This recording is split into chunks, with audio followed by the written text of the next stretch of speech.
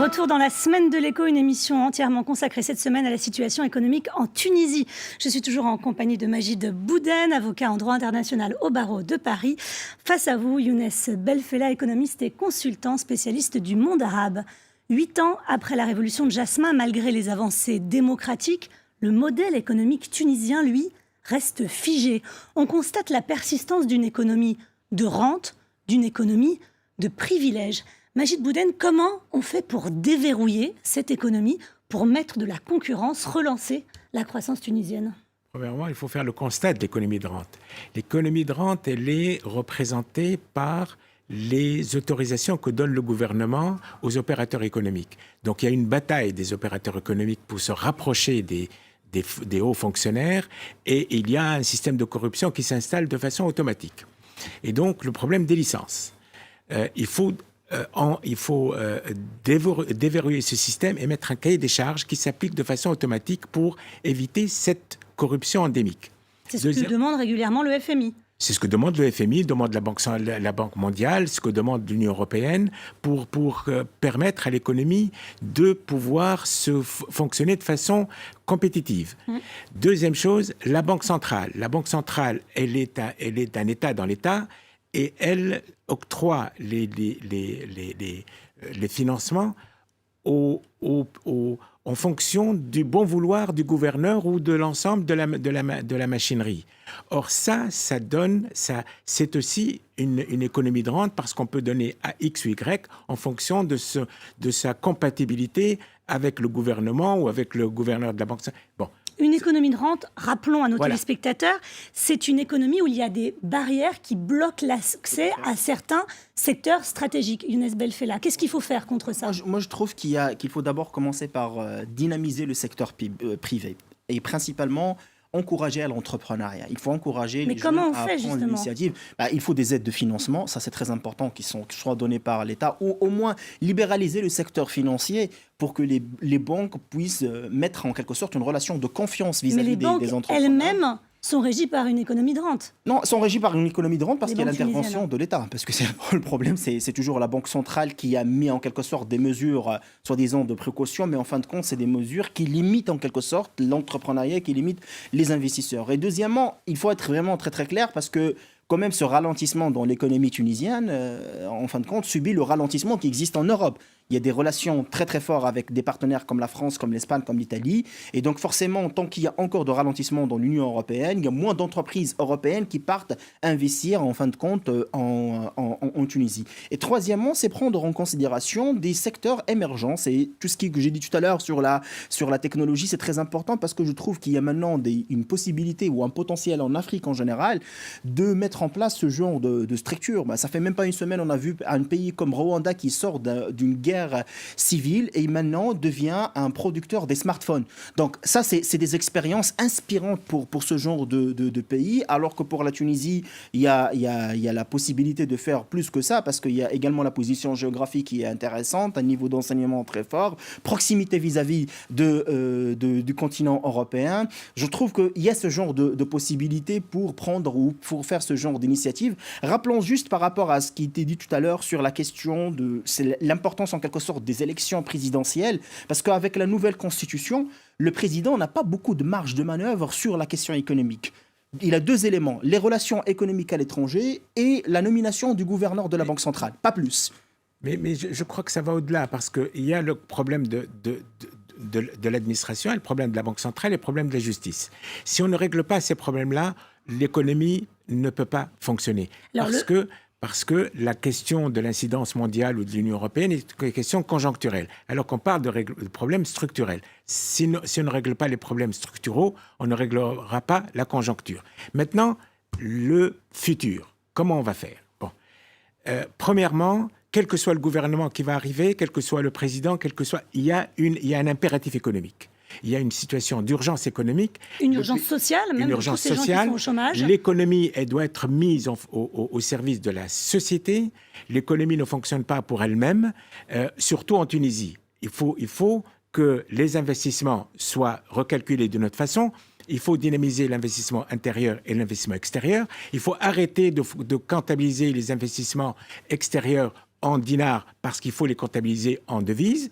Il faut... Alors justement, pour les investissements, M. Majid Bouden, comment on fait pour attirer des investisseurs en Tunisie? Pourquoi est-ce que les investissements sont si faibles? Il ne faut plus les soumettre aux raquettes. Il ne faut plus les soumettre à la corruption. Il faut donner des garanties internationaux parce que le système judiciaire tunisien ne fonctionne pas, donc il faut des garanties internationaux. La Tunisie signe toutes les conventions internationales du monde, mais ne les applique pas. Il faut qu'il y ait un observatoire et des engagements internationaux. Le FMI et la Banque mondiale surveillent ça de près. Il faut que la Tunisie respecte cela. Si le climat s'il y a des garanties aux investisseurs, les investisseurs vont affluer parce que l'économie tunisienne a beaucoup d'atouts.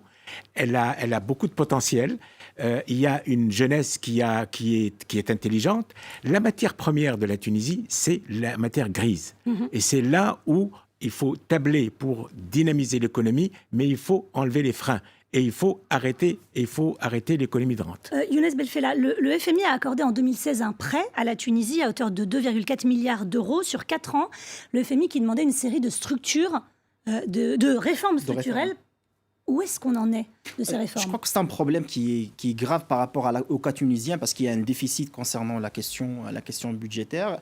Et tous les aides, en fin de compte, les aides financières et même les emprunts qui ont été pris soit par FMI ou Banque mondiale ou autres institutions, c'était pas utilisé pour des raisons d'investissement, c'est-à-dire on n'a pas profité d'un effet de levier financier, mais c'était utilisé plutôt pour des charges. C'était le fait de combler des charges qui existent, notamment la question de l'emploi dans le secteur public. Et donc effectivement, ça pose un grand problème pour la Tunisie actuellement sur la question même du climat d'affaires. Parce que, 80e rang sur le classement de Doing Business qui est fait par la Banque mondiale, c'est pas un taux qui est intéressant pour la Tunisie par rapport à d'autres pays en Afrique qui ont le potentiel de devenir même encore des incubateurs en termes d'investissements étrangers. Maintenant, pour faire amener des investissements, il faut travailler sur d'abord sur une réforme de justice, ça c'est très important, la réglementation, des incitations fiscales, voire même des zones de franchise qui peuvent aider les entreprises à y participer. Et deuxièmement, à faire une certaine sélectivité en quelque sorte ou une sélection des investisseurs.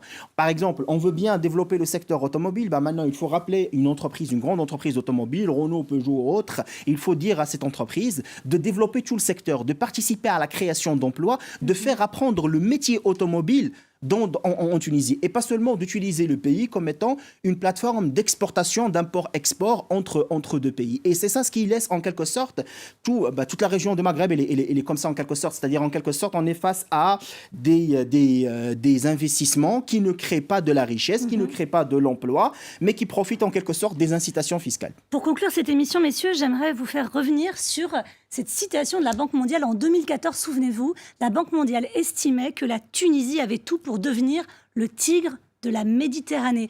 On en est bien loin, 5 ans après. Majid Bouden, est-ce qu'il y a quand même des raisons d'espérer? Pourquoi le tigre a du mal à se réveiller? Bien sûr, parce que la Tunisie, dans les années 80, avait le même niveau de développement économique que l'Espagne, le Portugal, le sud de l'Italie, la Grèce et la Corée et Singapour et des pays de cette catégorie. Maintenant, tous ces pays-là sont envolés. La Tunisie a plongé. C'est à cause de la corruption et de la rente et de l'absence d'économie libre. Mais la Tunisie a des atouts, on en parlait tout à l'heure. La Tunisie a des atouts. Une population éduquée, le secteur touristique. Absolument. Quoi d'autre? Il faut maintenant mettre tout ça à plat. Il faut redynamiser l'économie en enlevant les verrous.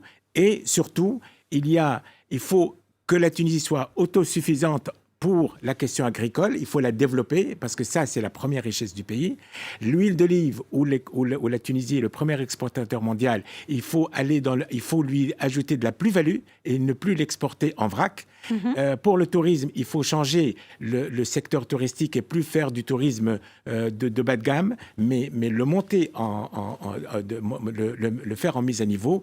Il faut que les nouvelles technologies soient intégrées et c'est ça le problème. Et il faut en plus diversifier sur le plan territorial. Bien sûr, les inégalités territoriales qui sont extrêmement fortes entre l'intérieur du pays et le littoral. Et maintenant, par rapport aux jeunes, il ne faut plus penser à l'économie, de leur trouver des jobs dans l'administration. Il faut que le syndicat cesse de jouer le rôle d'une force politique, mais devienne un syndicat classique, et il le jouera son rôle.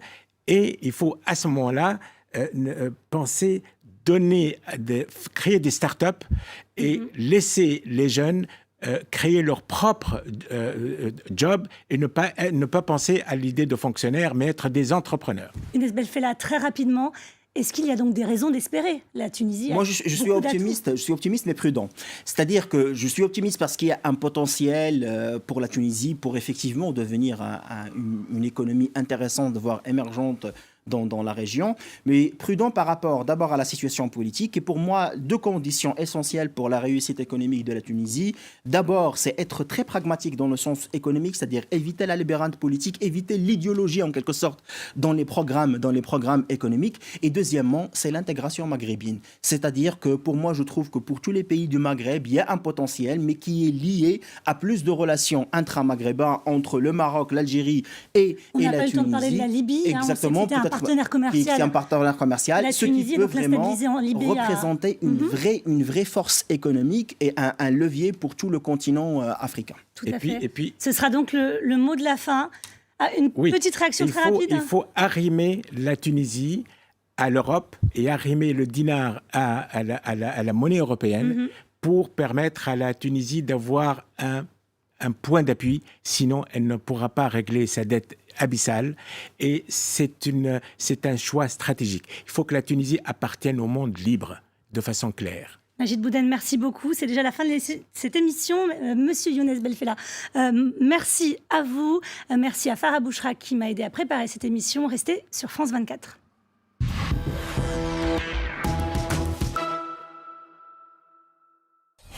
Bienvenue si vous nous rejoignez sur France 24. France 24 rend accessibles ses journaux aux sourds et malentendants. Globalement, le vote se passe bien dans l'ensemble. Retrouvez aussi le Journal de l'Afrique tous les soirs en édition sous-titrée.